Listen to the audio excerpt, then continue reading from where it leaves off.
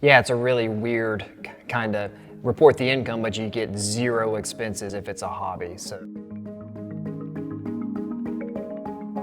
hey guys, today we're going to talk about business versus what's a hobby. So we get asked this a lot, we see it a lot, and just want to make sure everybody understands what's a business and what's a hobby. So Ray, what can you tell us about? So yeah, pretty big difference between a business and a hobby. So for instance, a business has a profit motive, right? So you have your income, your expenses, and if you do incur a loss on that business, that loss will go and offset other income, W-2 wages, other business income, things like that, right?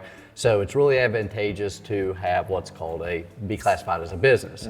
So some people have things that are more hobby related, but they incur a lot of expenses and they might get a little bit of income from it, but it's not really a business. Are you trying to generate a profit? Are you trying to generate a profit? You know, there's a lot of hobbies out there that people do that, you know, they can win prizes or contests or things like that. You know, we see, especially in this area, we see a lot of racing activity, like people, it's kind of their hobby, but they're also trying to make money at it as well.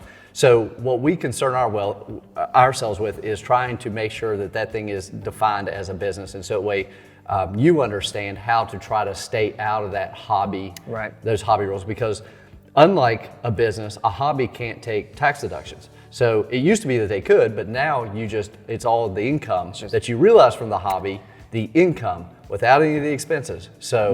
So you really want to, if this thing is your business and you don't want to be classified as a hobby, then you really need to make sure and try to keep it in this business realm. And one of the ways you do it, the IRS has a safe harbor. They want to see a profit 3 out of 5 years. So if your business is operating and you're generating a profit 3 out of 5 years, then more or less you're going to be considered a business. Now it's not 100%, but it definitely helps. Now let's say you are operating a business and you don't have a profit in 3 out of 5 years, which we see a lot. We see people who will run losses for 5 or more years, but they are a true business. There's things you can do to help kind of safeguard being classified as a hobby by the IRS. You know, keep really good books and records, right? Have a really good accounting system in place and bookkeeping system in place.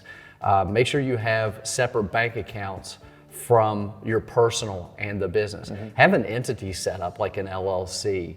One of the biggest things is having a business plan that shows that you are trying to get profitable, and update that business plan every year. You want this thing to look and smell like a real business, right? You don't want there to be any question of whether or not it's a hobby or not, because then you won't be able to take any of those tax deductions. Yeah, it's a really weird kind of report the income, but you get zero expenses if it's a hobby. So it's one of those, is a kind of unique situation now that we're in with some of this tax law we're navigating through. Absolutely. So yeah, if you have a business that you feel like could possibly be considered a hobby and you want to try to safeguard against that and you have some questions, just let us know. Yeah.